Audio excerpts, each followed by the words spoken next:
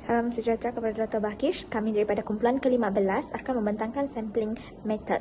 Jadi saya Kimberly Bajik Anak Pengetahuan Sobat dengan 5 orang lagi ahli kumpulan saya, Nur Samsyuria binti Samsudin, Sharina binti Ahmad, Ashira binti Mutalib, Vaniska Tracy Justinus dan Nashrul Naim bin Zaid.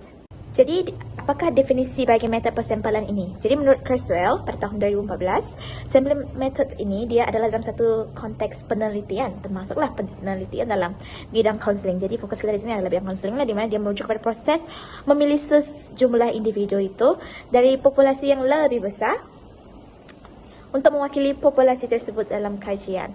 Tujuan utama sampling adalah untuk mendapatkan data yang lebih relevan, yang representatif ataupun mewakili itu, dan juga dapat digunakan untuk menjawab soalan kajian dengan cara yang lebih berkesan dan lebih bermakna. Jadi, menurut Kurzweil, persampalan ini dia ada dua kategori utama. First adalah probability dan yang kedua adalah non-probability. Untuk probability itu adalah seperti simple random sampling, stratified sampling. Untuk non-probability juga adalah seperti purposive sampling, convenience sampling, snowball sampling. Jadi probability ini dia lebih kepada kajian penyelidikan dalam konseling berbentuk kajian kuantitatif, manakala untuk non-probability adalah kajian penyelidik dalam bentuk kualitatif. Jadi untuk kami punya penyelidikan, kami menggunakan kajian kualitatif. Jadi kami punya persampalan method adalah purposive sampling ataupun sampel bertujuan. Okey, sekarang kita masuk kepada definisi persampalan bertujuan ataupun purposive sampling, di mana menurut Kurzweil bahawa purposive sampling ini sering digunakan dalam kajian kualitatif, di mana fokus dia adalah untuk memahami pengalaman atau perspektif individu secara mendalam daripada mewakili populasi secara statistik. Jadi dia adalah merupakan satu kaedah di mana pemilihan sampel penyelidik ini dia perlulah memilih peserta ini berdasarkan ciri-ciri ataupun kriteria yang relevan ataupun yang tertentu berdasarkan topik yang telah diselidiki. Contohnya macam kami memiliki beberapa ciri-ciri dan kriteria yang tertentu berdasarkan topik kami, di mana kami akan pilih responden iaitu klien untuk menjadi responden kami ataupun peserta kajian kami dan memastikan mereka adalah memenuhi kriteria tertentu dan relevan lah untuk kami jadikan sebagai peserta dalam kajian kami. Seterusnya, kaedah ini digunakan untuk memastikan bahawa responden ataupun individu yang dipilih itu adalah mempunyai pengalaman ataupun pengetahuan yang khususlah tentang fenomena yang telah kami kaji. Gitu. Contohnya macam kami mengkaji mengenai tentang pengalaman sesi konseling daripada 6 latar belakang etnik yang berbeza. Jadi peserta ini kami pilih secara sengaja lah untuk memberi information yang lebih mendalam ataupun relevan berdasarkan objektif kajian kami. Itu sahaja daripada saya dan saya akan paskan kepada seterusnya. Terima kasih. Nama saya Sharina binti Ahmad, nombor matriks BP 21101119. Jadi saya akan menerangkan tentang sebab kami menggunakan purposive sampling atau sampling bertujuan. Sebab pertama, kami menggunakan sampling ini untuk fokus kepada subjek yang relevan lah. So, kajian kami memerlukan data daripada pelajar UMS yang mempunyai pengalaman dalam sesi konseling dan berasal daripada 6 etnik berbeza. Purposive sampling memastikan kami hanya memilih peserta yang memenuhi kriteria inilah yang sesuai untuk menjawab persoalan kajian kami. So, jika kami menggunakan sampling rawak, mungkin beresiko untuk mendapat peserta yang tidak relevan lah. Contohnya pelajar yang tiada pengalaman konseling atau bukan daripada etnik yang kami mahulah. So that's why kami memilih purposive sampling.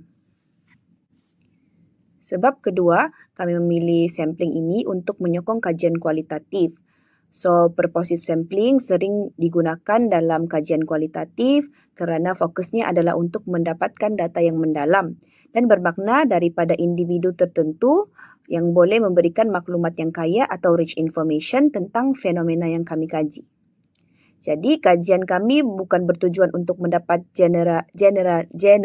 generalisasi statistik, tetapi untuk memahami pengalaman unik dari pelajar berbagai etnik. Sebab ketiga kami menggunakan sampling ini adalah kerana konsisten dengan reka bentuk kajian kami lah. So, kajian kami menggunakan pendekatan fenomenologi untuk memahami pengalaman individu. Purposive sampling membantu mendapatkan peserta yang mempunyai pengalaman langsung tentang fenomena yang dikaji, iaitu pengalaman kaunseling lah, seperti yang disarankan oleh Creswell. Sebab yang terakhir kami menggunakan purposive sampling sebab untuk meningkatkan kualiti data kami.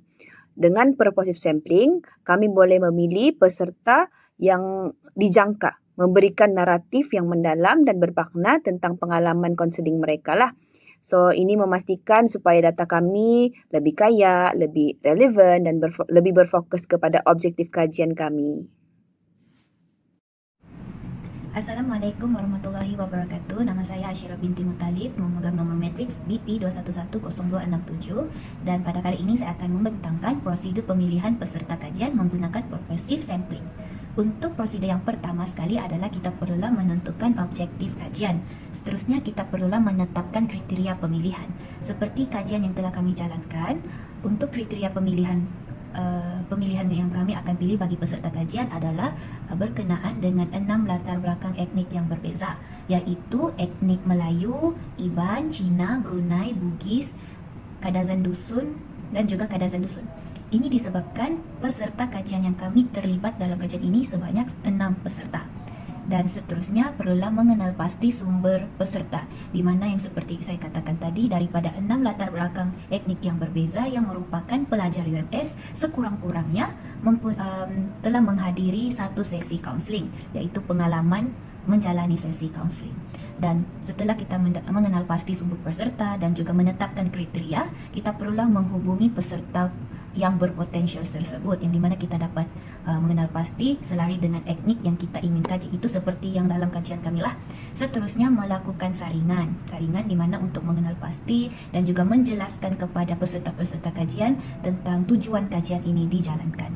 Dan seterusnya mendapatkan persetujuan bertulis. Bila kita sudah memilih peserta tersebut, kita mendapatkan persetujuan secara black and white lah. Dan seterusnya adalah merekod proses pemilihan. Proses ini perlu direkod untuk mendapatkan data yang kukuh kepada peserta kajian tersebut. Dan akhir sekali barulah memulakan pengumpulan data untuk mendapatkan maklumat yang tepuh. Sekian, itu sahaja daripada saya. Thank you.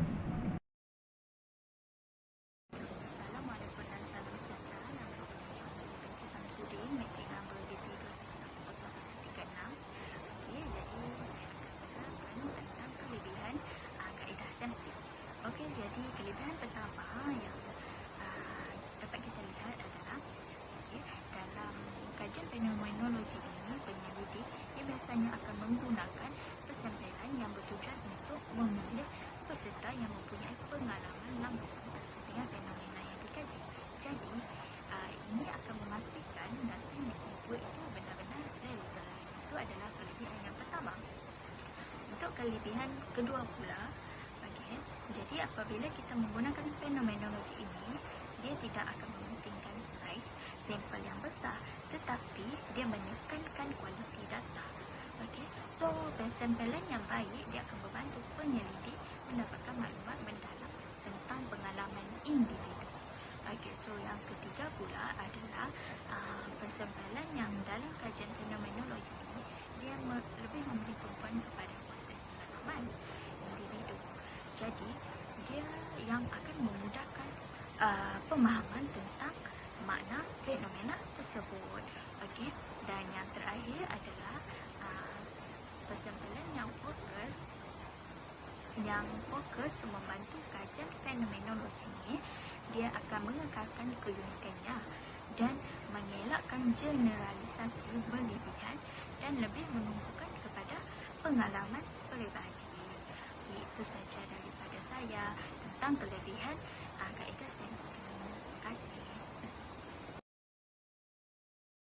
Saya Beniskat Versi di sini menggunakan markas matriks BP211037, dan saya akan menerangkan tentang kekurangan menggunakan kaedah persimpulan, di mana yang pertama adalah dia menyebabkan bias, di mana persimpulan yang tidak betul ini dia boleh mengakibatkan keputusan yang tidak mewakili populasi yang dikaji lah.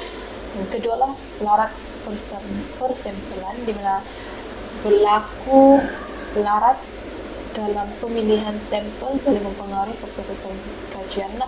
Dan yang ketiga adalah keterbatasan size sampel, di mana size sampel yang kecil ini dia mungkin tidak memberikan gambaran yang tepat tentang populasi. Dan yang keempat, variasi, di mana variasi dalam populasi ini mungkin tidak dapat ditangkap dengan baik oleh sampel yang dipilih.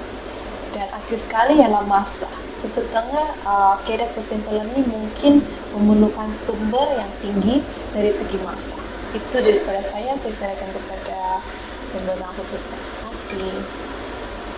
Hai semua, nama saya National Emin, saya memegang matriks number BP 21160561 dan hari ini saya akan membentangkan tentang limitasi penggunaan metode lah, yang mana pertama terhad untuk generalisasi, yaitu hasil kajian tidak boleh mewakili keseluruhan populasi.